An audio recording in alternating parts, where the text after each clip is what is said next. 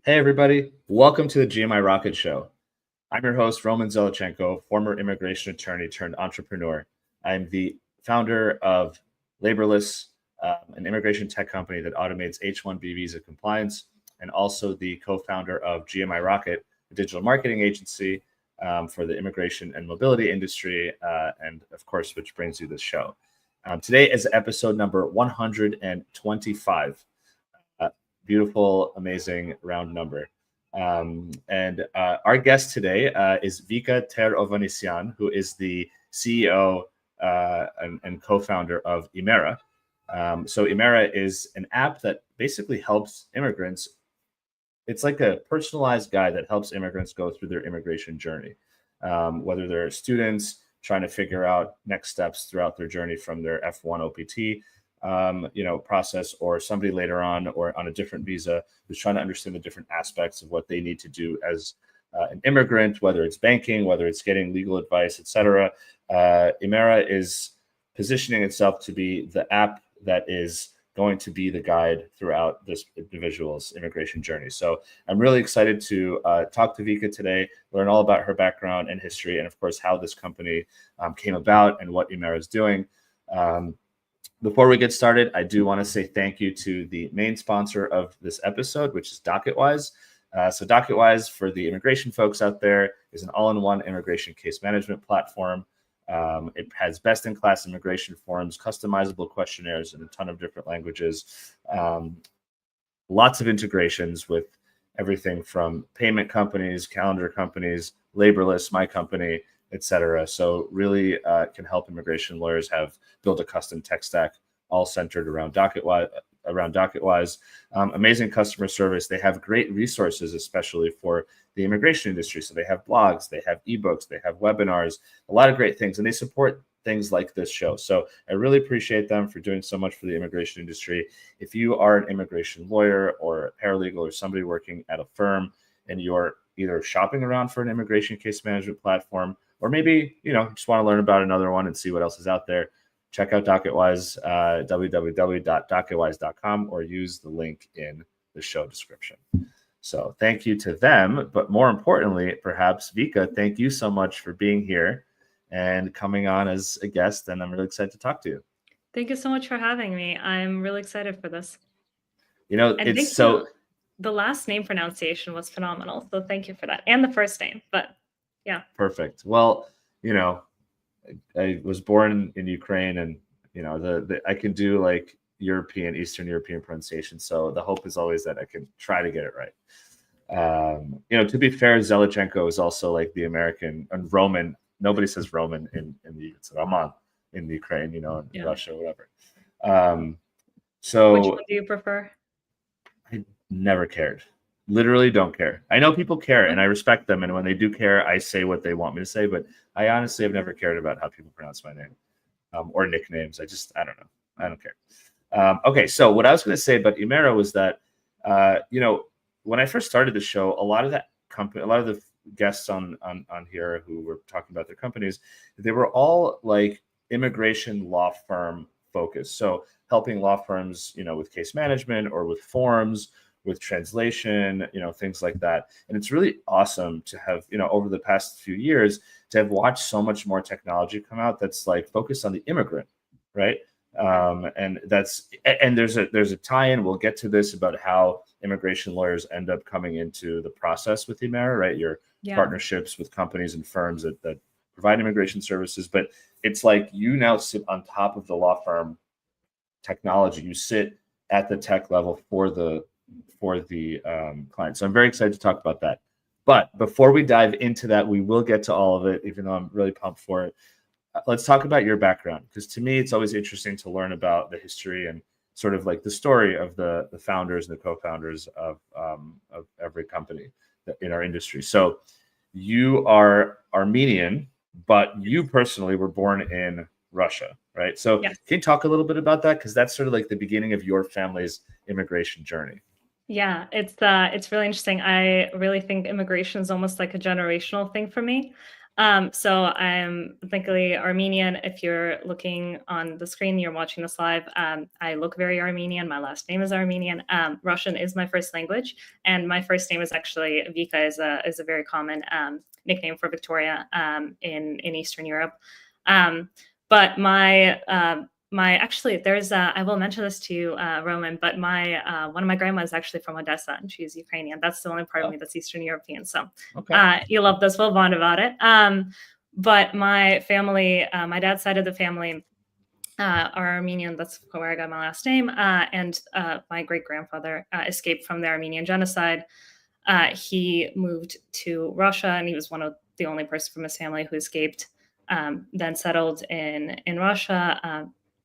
Generationally, it's grew up there in Moscow, outside of Moscow. There's a part of my family that was also sent to the gulags because the Russians loved Armenians, as we know, during especially post World War II. And then from my mom's side of the family, she's actually from Armenia. She moved, her family immigrated to outside of Moscow when she was 5 years old. And then she grew up there. Then my parents met when they were in their 20s in Moscow, when they were both in university. Mom ended up being a doctor. My dad ended up being a software engineer. And then, that's kind of their beautiful love story. And then as the Soviet Union fell apart, and there just became, I think, if you're at all familiar with Eastern Europe, and with Moscow specifically, I think as the Soviet Union fell apart, and specifically in the early 2000s, there was a lot more animosity towards people who, frankly, look like me, and my family. So I think they really started to look at, okay, where do we see our kids growing up here? So I have a twin sister, and so we were living in Moscow. I think my mom worked as an emergency room surgeon there. And my dad worked as a software engineer there. They had a pretty good life, but I think it gets to a point with everyone in the immigration journey of, okay, where do we want a better life for our kids, and where do we see that better life being? And I think for them, they started looking at a lot of different alternatives. I think specifically in the early 2000s, it really got heated to the point where I think my mom would get stopped by police in the Moscow subway for looking Armenian. And she would be going from a shift as like an emergency room surgeon, just having worked 24 hours to save someone's life. And she would get stopped in the subway and ask for her passport. She had, Russian is practically her native or second native language. And she's a very fiery tempered person, which I think Armenians, we typically are. I'm very proud of it. So I think as this continued to happen in the early 2000s, my parents, as well as protests and so forth, my parents started to think, okay, where do we want to move? Do we want to stay in this country? And where are we really thinking about this? And then they applied for the diversity green card lottery in 2010 and won, which is wild. Specifically in Russia, I think that's equivalent to saying you're a unicorn. It is honestly, I'm incredibly grateful to have had the opportunity to move with my family here through this program. I think it was been absolutely life-changing for all of us, for my family, for my upbringing, just the ability to do the things that I do.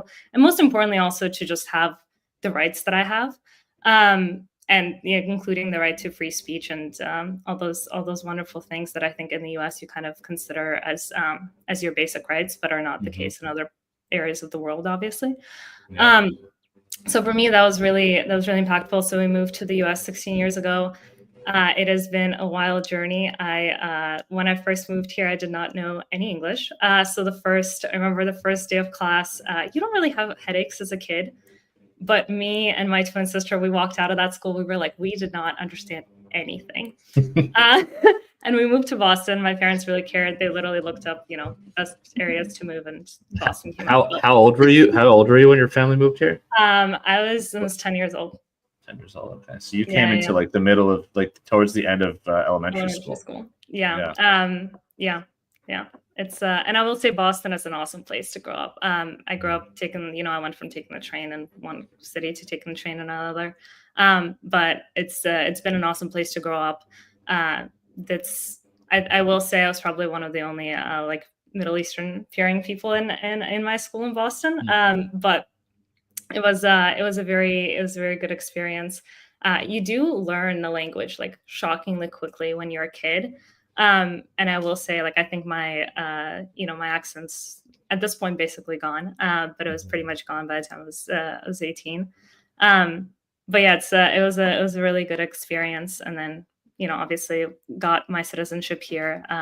Very grateful to be able to vote, speak my mind, have the rights of a citizen here. That was an amazing journey as well, and something really. I always joke that nobody's more patriotic than people who are naturalized citizens. Completely agree. I completely agree with you. Because naturalized citizens appreciate. I mean, it may depend on where they come from, but certainly if you come from Eastern Europe, like former Soviet bloc, most of Latin America. I mean, you name it. Most countries, you come here and you just really, really appreciate all the things that America has to offer. And I think, from the perspective of like people fighting within America about politics, great, and we should. It's free speech.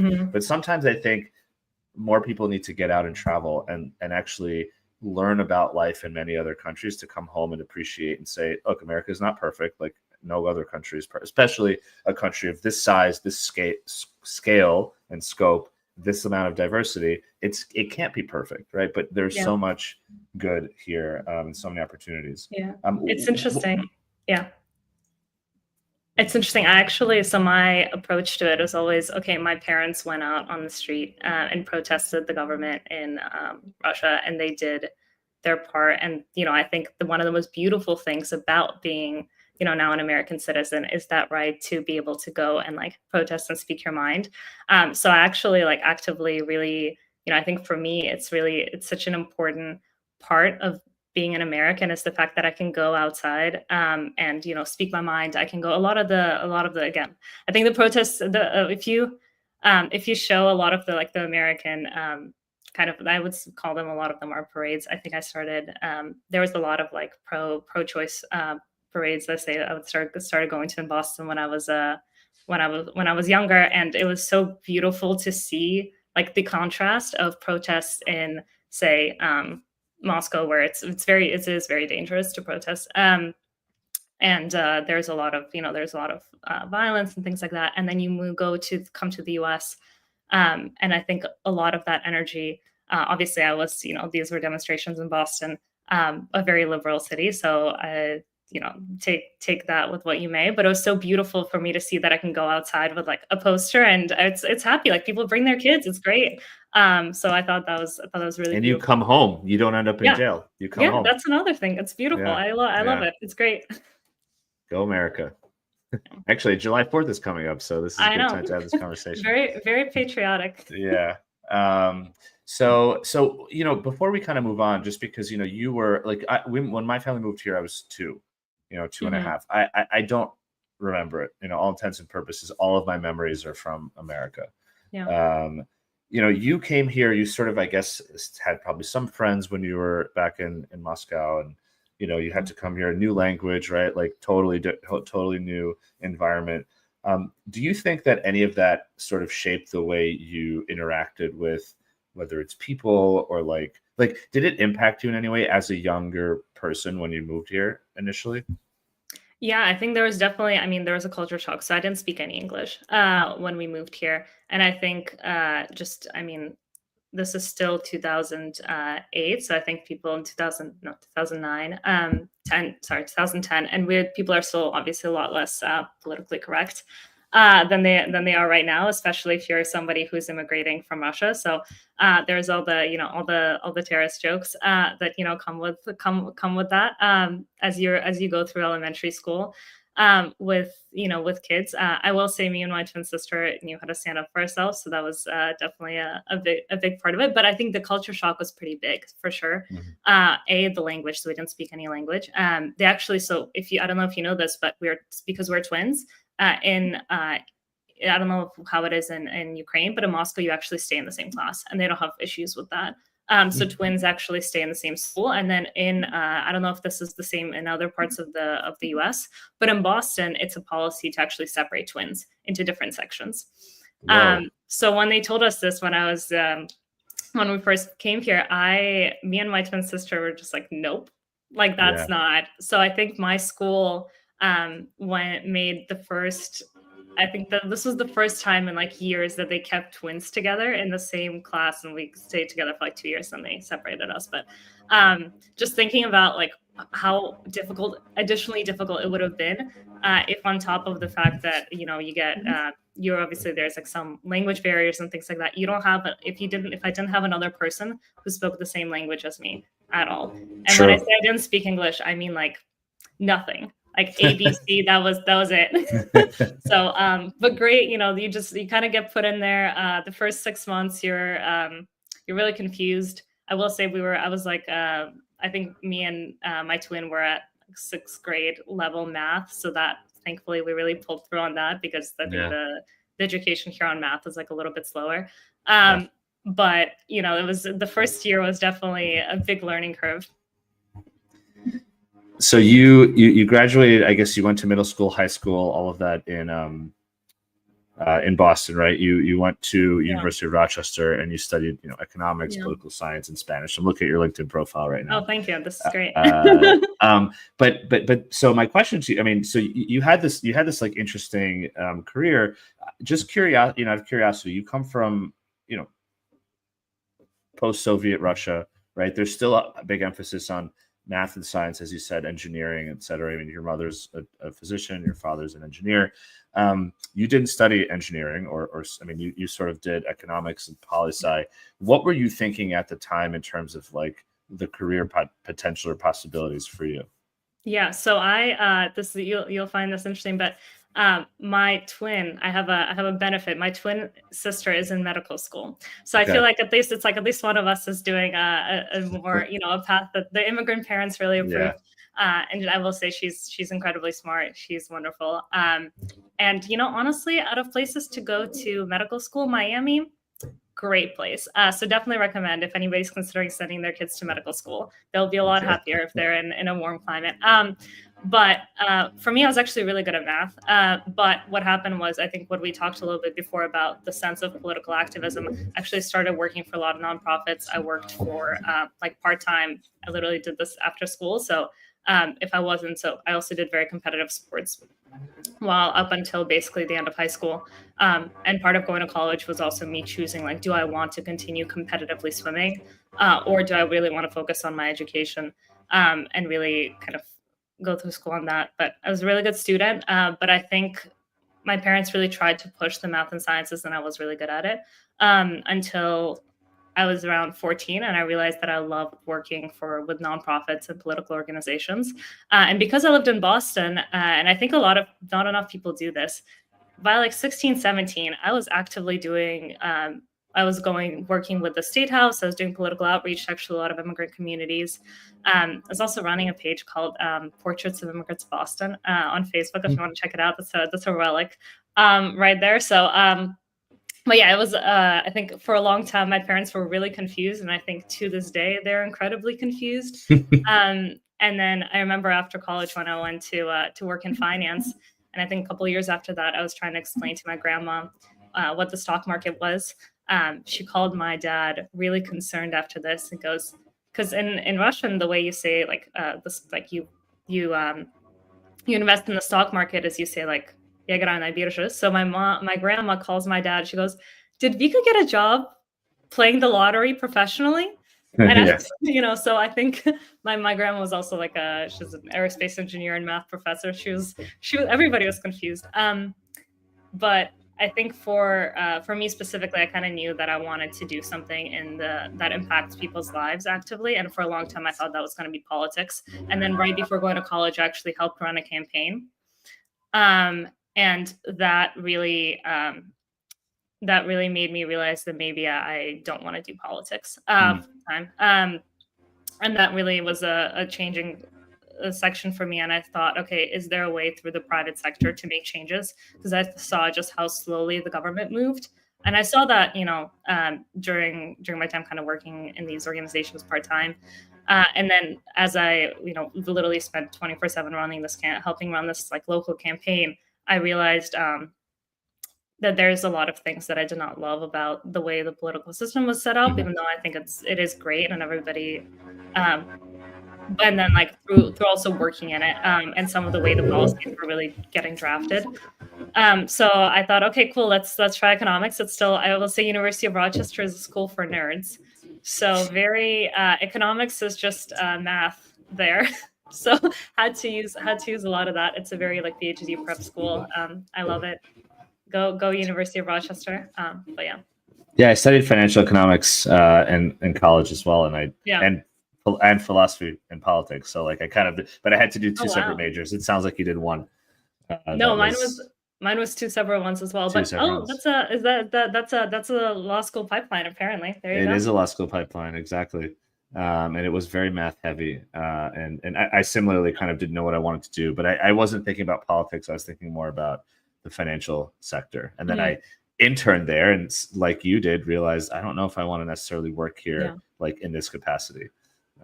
So okay, so you graduated from University of Rochester with this degree. You do have some background in activism and politics. You also have this degree in economics, and you start basically working in financial Yeah. industry, right? So Yeah. can you talk a little bit about kind of what was that like? I mean, especially once you moved your career forward into the venture capital space, right? Yeah. So I think, yeah. So I think I actually started in the venture capital space and then moved into investment banking, which is really interesting. Gotcha. And I will say a big part of that was realizing that in VC at a junior level, you're really just not, the hard skills are not really as much there, or at least when you're at that early stage. And I always, I kind of joke about this with my co-founder, but I am addicted to a learning curve. So once I feel like there's no learning curve anymore, I'm like, okay, and now what? And for me, I kind of, I was like, I need something with a very, very high learning curve. But VC brought some wonderful things, including, one of my best mentors, who's a partner at Antler. Actually talking to him later this weekend again. He's been just such a huge supporter. And VC actually brought me and Liesel together, my co-founder, which has been great. And we'll talk about that in a bit, I'm sure. But as then I worked in industrials investment banking, which I was focused on aerospace and robotic technology, which is very fun. You get to go to I think I got to work on so many different deals and so many different areas, but ultimately you really realize that how much are you contributing to society. That was a big part for me, of realizing that while you're working on these $1 billion deals, I actually, and maybe they're, especially when it comes to industrials, specifically some, robotic deals, they're really moving society as a whole maybe forward. But you yourself are not contributing Mhm. that much. So Well, first of all, we got a comment here mhm. from Cross Turner, says great content as usual. Thank you, Cross. And your fellow Armenian Dan Moranchi says my Armenian PhD in materials science dad was a little miffed at my English lit major. So thanks, Yeah, Dan. it is. I think Yeah, this is my household. All my grandparents all have PhDs too. They're like, what is she doing again? yeah. But anyway, you'll show them. You'll show them.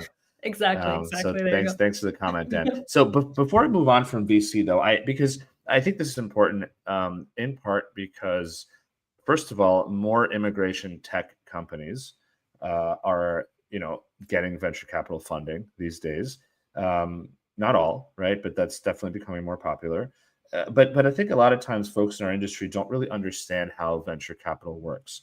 So can you talk a little bit about you're an analyst, I guess at Antler, right? You worked there for a couple of years, go.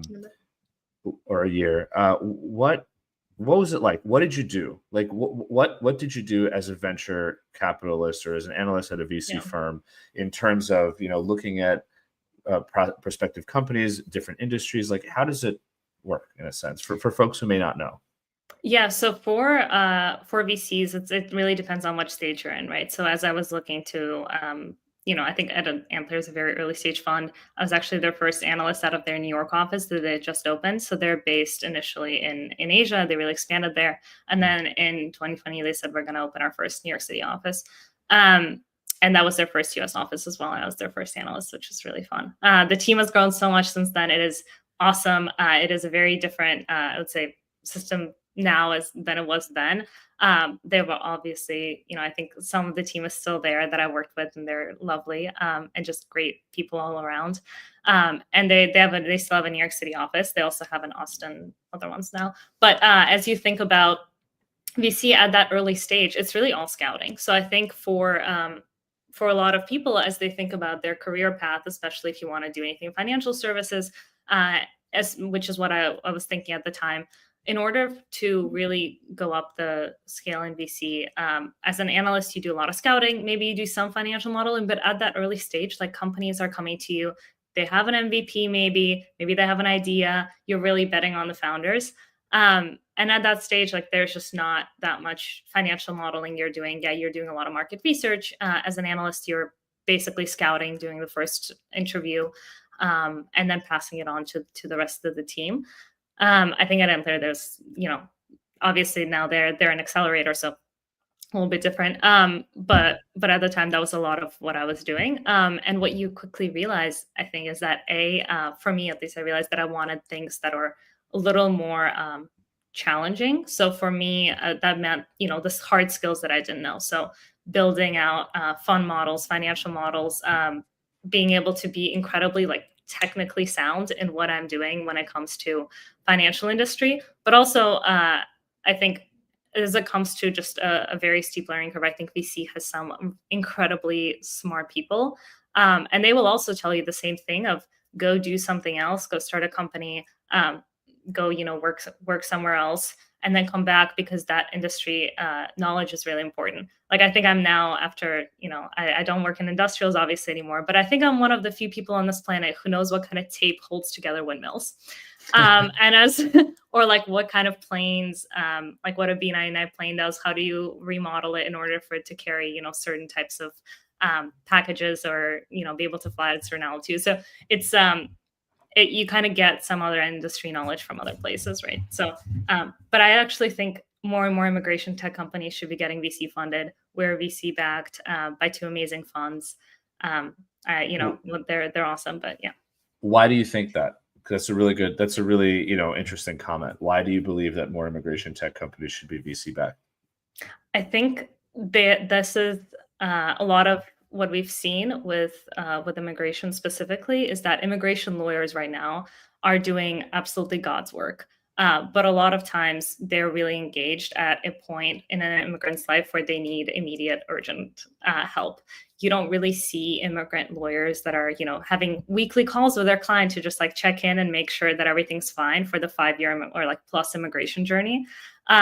So I think for an immigration itself, I think it's a very massive market. We keep seeing that immigrants do need more support. It is kind of an inevitable space for the US. It is a country built for, and by immigrants, as we've seen. And I think there's just a lot. We're seeing more and more companies in the immigration space, be that to help lawyers, be that to help the government in some way, be that to help individuals, like Imera, and really be able to provide them a guide to the best resources, the best firms, things like that.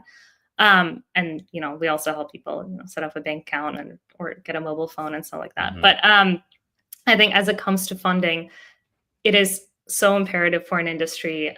If you have that level of funding, you're able to grow really fast. And I think right now what we're seeing is immigration is a problem that is very current, and for this country, and solutions that require for them to be rapid and to be at scale. And that is something that VC can help with. It is much easier to scale a product when you have X amount of money and you're able to hire, 10 engineers, or even, 3 absolutely amazing engineers, and you're really able to scale things faster. I think VC can help with that. And as far as real problems go, immigration's up there. I would like to see more investments into things that solve really real problems, and maybe a little bit less into crypto or something like that. So let me ask you, let me ask you maybe a challenge to that, mm-hmm. or maybe a counterpoint to an extent. I definitely agree with all those things. However, and this is coming from the perspective of someone we have for Laborless, we're fully, bootstrapped. We haven't raised any funds.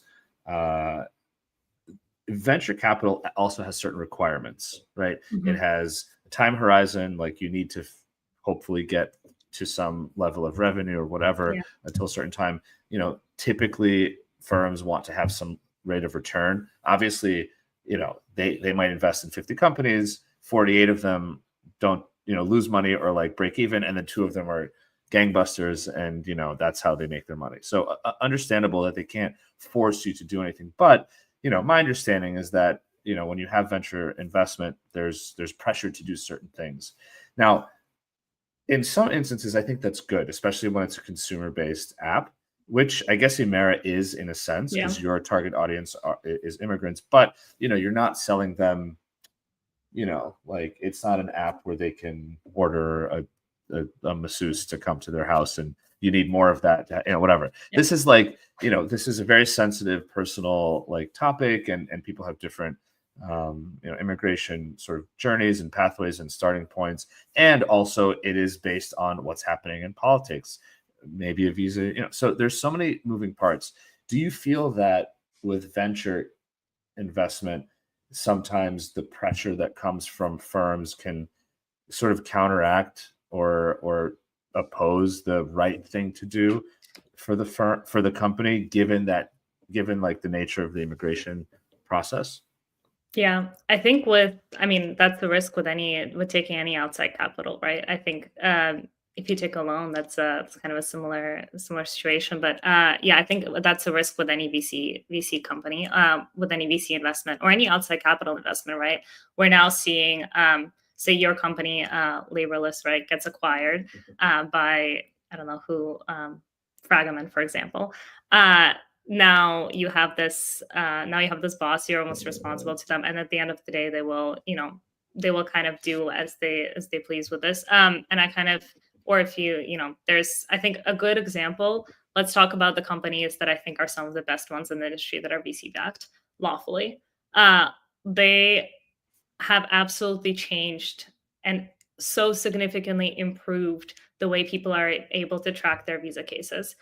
I've used them. My partners use them. All my friends have used them. I recommend them to everybody for visa tracking. And they are VC backed. They're also incredibly affordable, partially because they were able to, initially not think as much about, okay, like how do I make money right now? And again, they're a consumer platform. So they're really, when I look at, okay, how helpful do I want to be to the consumers using Imera? I really think, okay, I want the response to Imera to be as positive as it was to lawfully, right? And I want Imera is a free platform, so like right now it is free. You can download it, and we also get you like amazing discounts and stuff like that, right? But part of the reason you're able to do that is because you're really focused on, okay, let's build a product that helps people the most. And the initial VC funding, obviously you are thinking about profitability. You are thinking about how do we make this into a business that's really growing and affordable and things like that. But I will say for consumer businesses, specifically for immigration, I think there's just so much to be done. And I think Lawfully really paints a great picture of what happens when you give an amazing company that's built something great VC funding to scale further, and then so many more people can access them. And that's my hope with Imera, that kind of it does something similar. So, just to that point, I want to take a quick pause to say thank you to a company that was mostly is VC backed, and they're also doing great things in more of the B2B immigration space. CaseBlink. So Vicka, I don't know if you know the CaseBlink team, but they are awesome. So CaseBlink is an AI platform that's AI is transforming the practice of immigration law, and CaseBlink is really at the forefront there. So CaseBlink was built by attorneys, technologists, and an AI scientist, and they started actually with like complex, heavy, writing heavy cases. So O1s, EB1s, EB2NIWs, and L1s, helping immigration lawyers automate the writing part. And the writing part is very like long and complicated, and they did that extremely well. And so now they've raised funding, and to your point, Vicka, they now have been building out features that are even more supportive of immigration lawyers. Not B2C, they are B2B, but they have a studio feature that enables immigration law firms to use CaseBlink and draft documents in their own style. So it sounds more like what the law firm would typically write. They can have intake products, tools and reusable prompts and things like that really take it from a basic AI product to a really tailored AI product. And actually recently, CaseBlink rolled out AI-powered forms. So immigration forms that lawyers need to fill out for their clients, whether it's humanitarian, immigration, family-based immigration, as well as, of course, business immigration.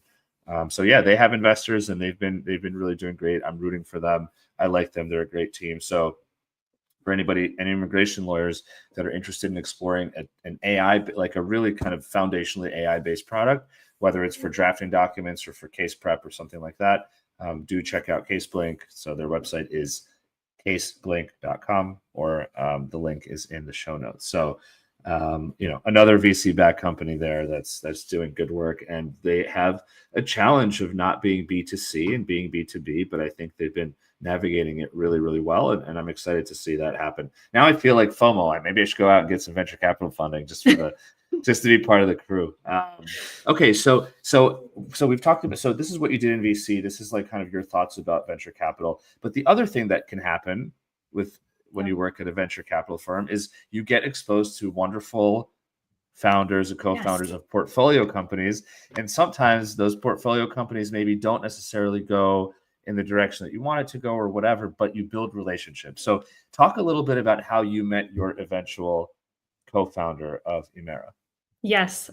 So cheers. I have to, just to preempt this, I have to give a huge shout out to Rajiv from Chai Ventures. They're the fund that we met through. They invest in female founded companies. They are like, not only are they lovely and I had the privilege of working with them, but also they are the reason I met my co-founder. So when I was working with them, I was working on their financial model and just working with the team. And Liesel, my co-founder, was actually a CTO at the time and co-founder of one of their portfolio companies. They were working in healthcare, but me and Liesel met and then reconnected almost 3 years later and really started Imera together. But what we really connected about is both of us are immigrants. She came to the US as an international student. She started her first company on a student visa. She's had a much more difficult immigration journey than I have. And I think I deeply admire her grit and really going through everything that she's gone through personally. And then also, I think the way we reconnected many years later was, again, through a Chai Ventures dinner. And then we just kind of kept talking about immigration. But throughout these years, we kept in touch and really talking about immigration, the gaps that we saw, and then also we individually were talking to immigrants in our lives, helping them find guidance. I joke that our biggest competitor at Imera is Reddit group chats, but that's really it's these group chats that people really find a lot of their immigration guidance from. So I think for us it was a beautiful way to meet my co-founder. She's also one of the most competent and wonderful CTOs and co-founders I worked with while she was at her previous company, and I was at Chai. But then now it's been such a privilege to also learn from her and work with her. And I misspoke. She's the CEO, so I guess you're the COO. Yes, exactly. Right? Okay, sorry. But you know what? I will say this: when everyone wears like every hat when you're at the startup phase, so you got to have a title. But I'm sure you guys overlap or share responsibilities all the time. Yeah, it's a startup. We do everyone does everything. It's all hands on deck all the time. Yeah. So you met initially when you were at the venture firm, and then she was like the founder. Liesel was the founder or the CTO of a portfolio company. Kept in touch, talking about immigration, talking to your like sort of dealing with other folks in your life about with their immigration journeys and helping them. How does that first conversation happen where you're like, we should do something together? Like, because that's a pivotal, I've talked about ideas with a million different people, wonderful people, friends, whatever. But to take it from that conversation to, all right, we should actually take this seriously, right? Yeah. How did, what was the thing that took it from just chats back and forth to starting to take it seriously? I think we were chatting back and forth, and then I was telling her how I actually thinking of leaving, we were talking about different paths that we want to take. And I told her that, after investment banking, I've come to realize like I really want to work on it in immigration, and I want to work on something that really changes the lives of immigrants. At that point, I've already been involved with with a couple immigration nonprofits. And I think it's just, I saw that there were so many gaps. And then me and her, she was at the time, she'd taken a step back from a previous company, and she was also actually working with just independently, working on different projects, but also at the same time, she really had to navigate a fairly difficult like O1 switch process. And then was, getting calls from a bunch of her friends, really asking them for guidance, especially founders as they were going through this. And I think there was a point where we got coffee, and I came to Long Island City, and we got coffee just to catch up about life. And we ended up talking about all the gaps that we're specifically seeing in the knowledge gap for immigrants. So not, this had nothing to do with like legal gaps. It was very much like immigrants just don't know what they need to know until it's too late. Like that was the core problem that we talked about for probably a couple hours. And then at the end of this, she went, "Oh, do you want to set up like a weekly call to walk through this and see if we can come up with some ideas?" So cheers to Liesel, and then we ended up getting on a call every single week. And as it so happens, when you're really excited about something, a call once a week turns into a call every single day. And then we really came up with the idea for Imera. And I think both of us have a deep belief and admiration in immigration lawyers. We believe that immigration cases should be handled by immigration lawyers and professionals.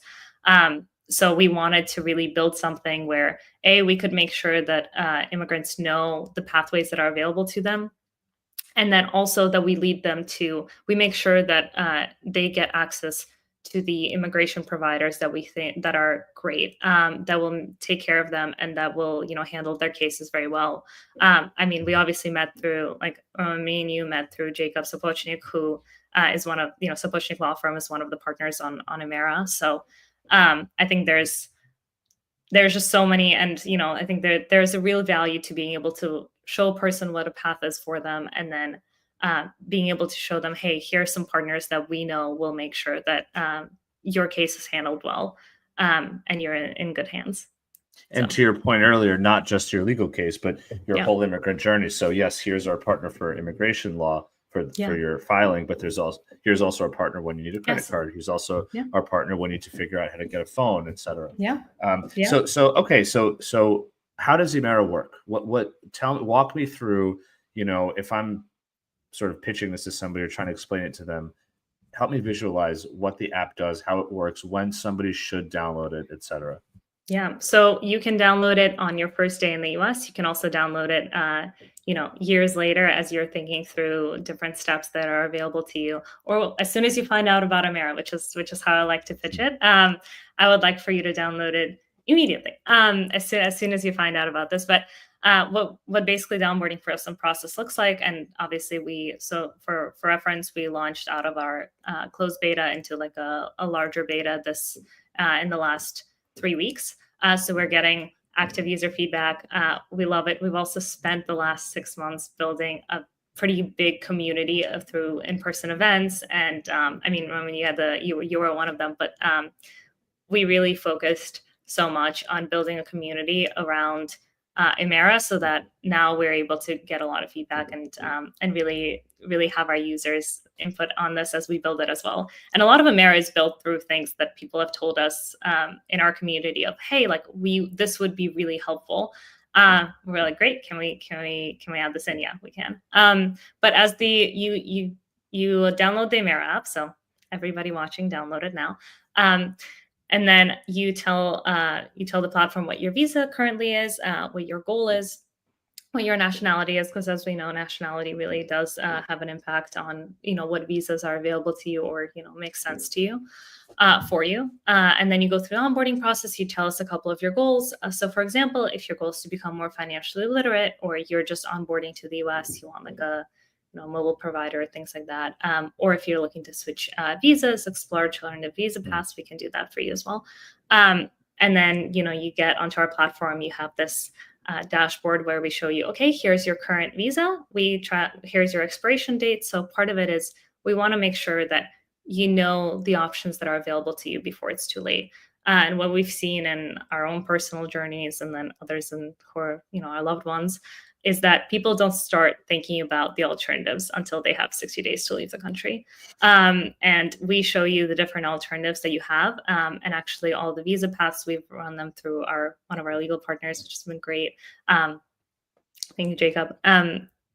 This is a recurring theme here, but we show you different alternative visa paths that you might have. So for example, if your goal is to start a company, we're probably not going to recommend an H-1B path. We're going to recommend, okay, you can start preparing for, this is a visa path, like an O-1 visa path exists. Here's, essential steps that you might need to think about before you get it, right? Or as you're thinking about this visa path specifically. And that allows people to just, or for example, if you're a student, right, you're looking at, okay, what are the next steps for me? Which is kind of how we ended up also working with a lot of universities. But yeah, and then as you go through the process, our goal is for us to really be a primary care provider, right, for your immigration. And then as you say, okay, cool, like I'm ready to explore this visa path further, we say, here's all the wonderful partners you can now schedule a free legal consultation with. And some of them also give us discounts for our users, which is amazing. And then we can make sure that you're in the right hands. You have the information that you need ahead of time, so you're able to plan long term for your essentially your immigration health, right?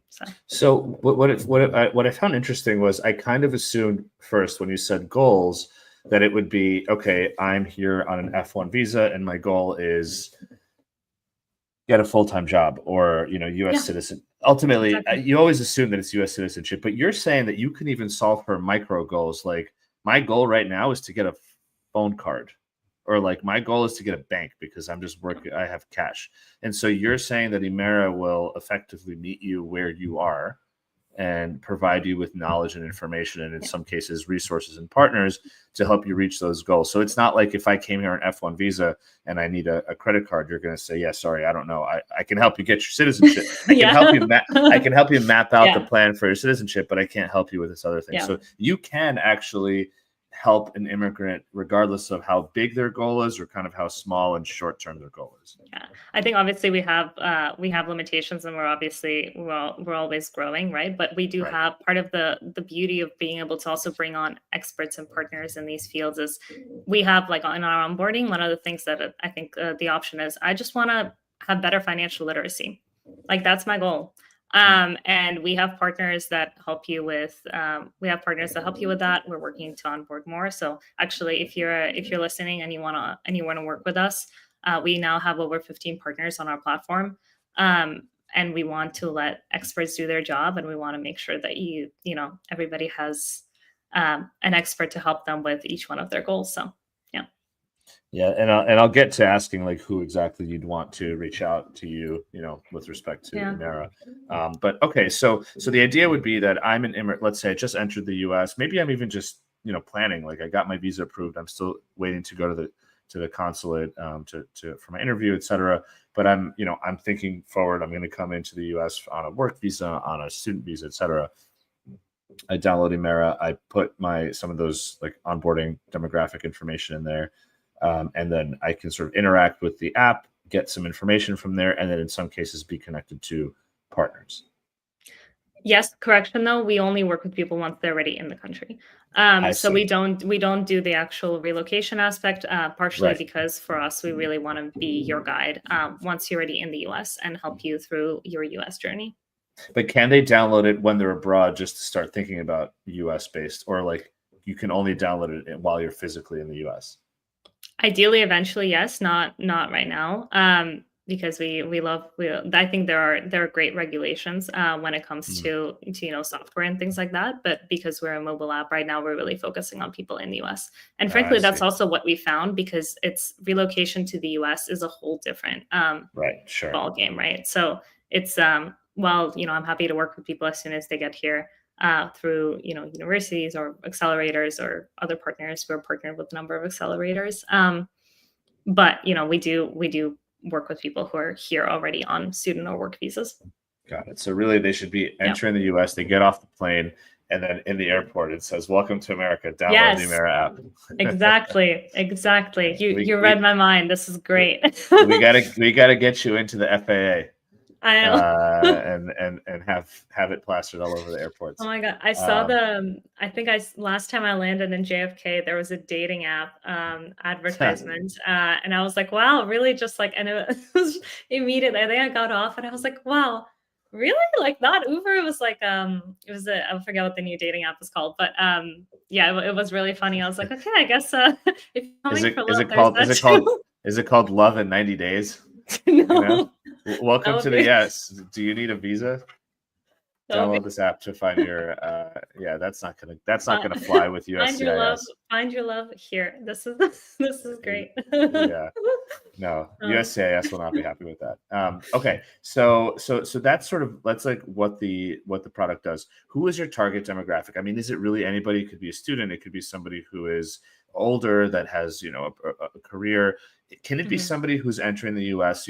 Like a parent or a spouse of somebody who's they're really not going to have any trouble. I mean, theoretically, in terms of eventually getting their green card and citizenship. Can it still help somebody like that? Or are you really focused on folks who are, coming in with a truly challenging immigration journey ahead of them?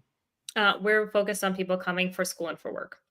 And I think we do have like a marriage-based option right now as well, like marriage-based green card. I think for us, we would love to eventually expand to being able to do spouses, right? But I think a lot of our platform is very tailored to your specific, including like tracking your visa. So I think we'll eventually, the goal is to obviously expand that. But I think we're working with work and student, and also partially on our end. We did a lot of thinking and talking with our legal partners of who can we partner with to make sure that we're also protecting our users the best we can, right? And that's kind of why we're working with people on work and student visas. It also makes sense because you said that part of the motivation for this was sort of solving the information the information gap. And the reality is, again, if you're coming in here, you've married a U.S. citizen, you're coming in, like, you're not going to have as many questions, or you're not going to likely have as many issues. I don't know if it's my Wi-Fi or your Wi-Fi. Okay, looks like it's Jake. It looks like it's your Wi-Fi. Can you hear me? Okay. Yes, now I can hear you. Okay. This is great. Cool.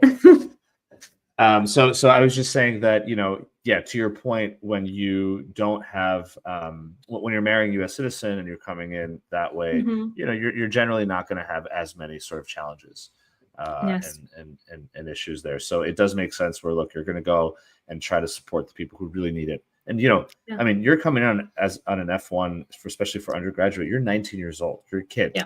You don't know anything.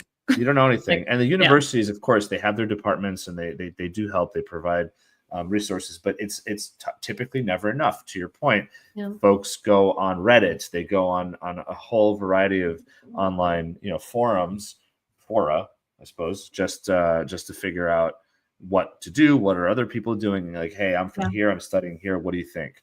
And there's a lot of misinformation potentially from there or whatnot. So it is great to have a trusted sort of app that you can download and interact with people through there. Exactly. Okay, so sort of as we're getting to the end here, we talked about what the product does. We talked about who your target audience is in terms of downloading the app. You mentioned a few of your partners. You mentioned Jacob Sapochnik and his law firm. Maybe you mentioned Adro, or maybe that was just because I know the team and that we've had Adro on my show. Yeah, Sarah. Yeah, we had Sarah on the show talking about Adro and like how they're helping with banking, right, for immigration, for immigrants and getting credit cards and stuff. Who are some of your other partners, or like what kind of things do they provide? And then also, what partners do you want to bring? What more additional partners do you want to bring into the Imera kind of universe? Yeah, I think we're always looking for just people who are the best at what they do, right? I think obviously, if your target is international students or workers, I want to talk to you. What we have found is, we want to make sure that we're working with the best firms at whatever they do. We have some amazing legal partners, but we also are looking actively to expand. If you're working in employment and helping internationals get employment. If you're working, we're partnered with Mint Mobile, for example, for like helping you get a mobile phone, like your first phone number. So we're always looking for just amazing partners who are doing great work in the space, are really focusing on helping people where they are. And I will say for us, it's great if it's a tech-enabled solution, because obviously, especially if you're able to scale it to a certain extent, that's great. So. And you also, so we've had Imera. We've had Adjuro on my show. We've also had Jacob on my show multiple times.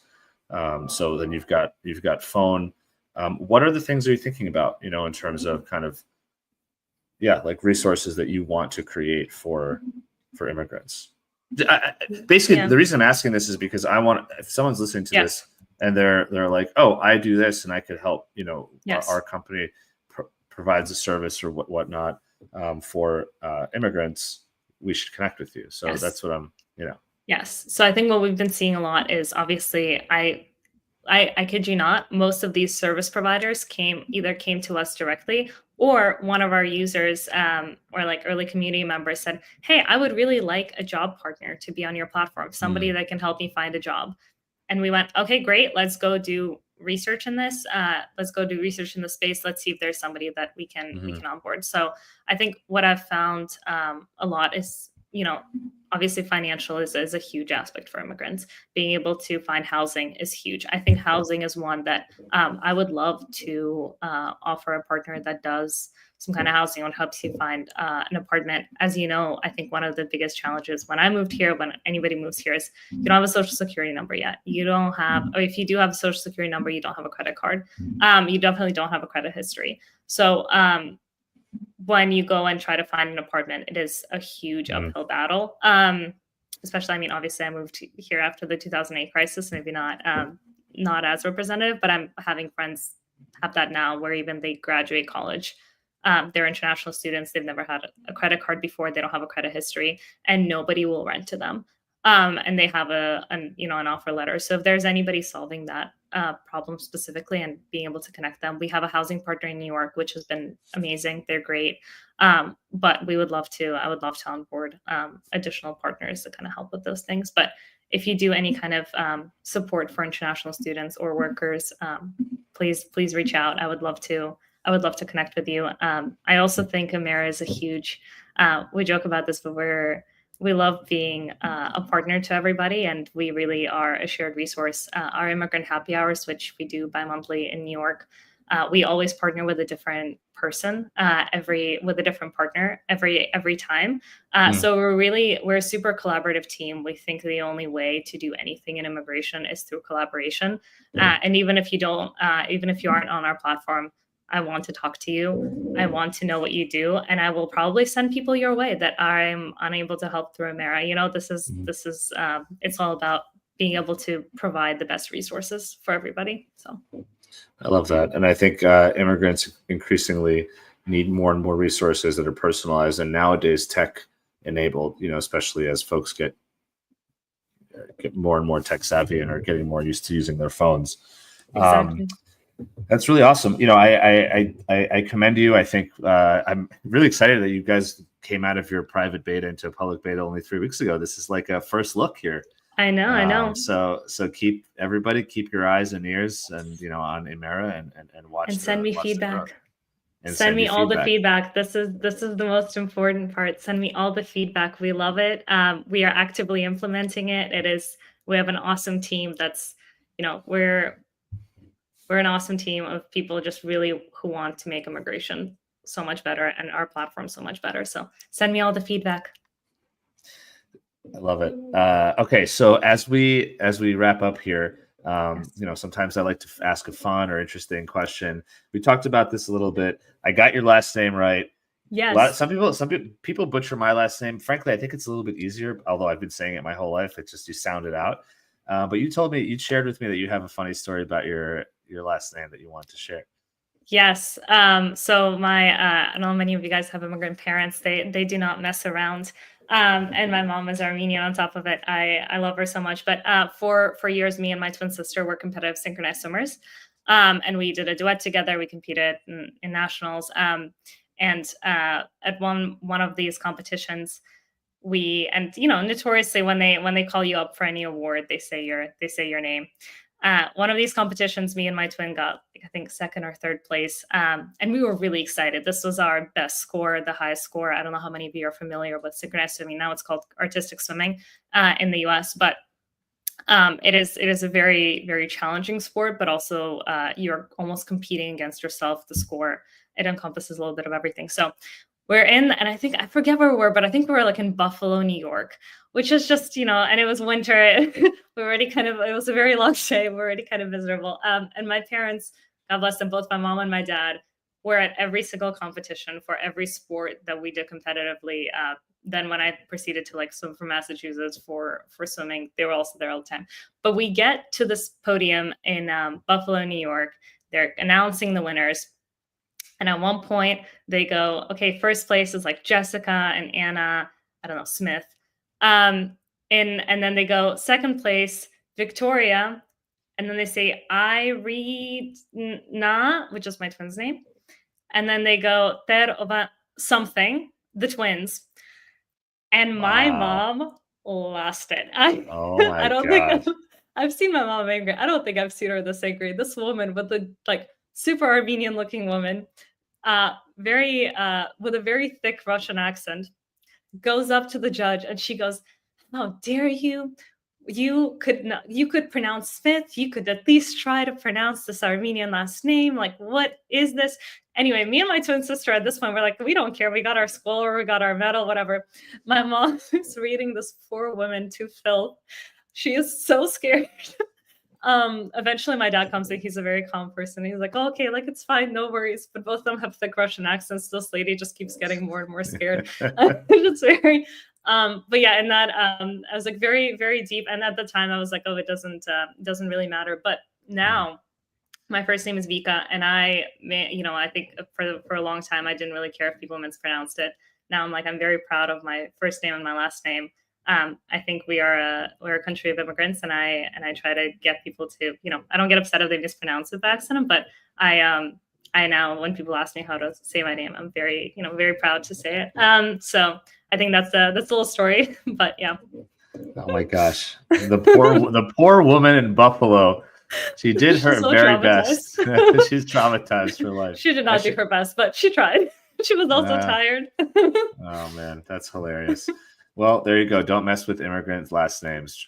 Get it? Moms. You know what? Immigrant you know moms. what? Yeah, immigrant moms. Immigrant moms. Armenian moms will protect their kids. It's a big thing.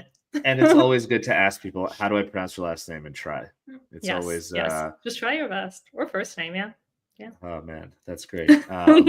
Well, Vicka, I hope I got don't. Yes, you got it perfect. You got it perfect. Don't sick your mom on me. Thank you so much for being here. Thank you so much. A wonderful conversation. This flew by, and it's really wonderful to hear kind of your story, your family's story, and then obviously what you're building with Imera. I wish you guys the best of luck. I know you're just launching, but I think with the partners that you have, and your mission statement, and obviously the support that you have behind you financially and otherwise, I'm expecting big things. All right, don't let you make the immigrants proud. Thank you so much. I really appreciate it. This has been absolutely lovely. Thank you so much for having me. I really enjoyed this conversation. Yeah. By the way, Imera is, what's the website? It's withimera.com. It's withimera.com. Yes. And it's with WITH, and Imera is spelled IMERA.com. Exactly. For folks who are listening. So check it out, download it, use it, and then give the team feedback. Yes, please. Cool. Awesome. Thank you, Vicka. I really appreciate you being here. Thank you so much. Awesome. What a wonderful conversation. What a wonderful story. And obviously, an app that I really hope people do start using more and kind of leverage as they're going through their immigration journey. I want to give a quick thanks once again to DocketWise. I said this up top. DocketWise is an all-in-one immigration case management system with immigration forms, customizable questionnaires, industry-leading integrations with all sorts of different tools that help immigration law firms streamline their process. DocketWise also has resources for the immigration industry, a podcast, an ebook, blog, and webinars that they put on, and so the support that they give to shows like this to help bring stories and different resources to the immigration law industry. So huge thank you to DocketWise. Check them out, www.docketwise.com. And if you reach out to them there, tell them you heard about them from the GMI Rocket Show. So with that, everybody, thank you so much for being here, for tuning in and listening. If you're listening live, next week is July 4th. So while it would be a very patriotic day to have somebody talk about their immigration journey, I think everyone needs a break. So we will not have a show on July 4th, but we'll be back the following week. In the meantime, everyone have a wonderful weekend, wonderful July 4th holiday, and be safe. Peace out.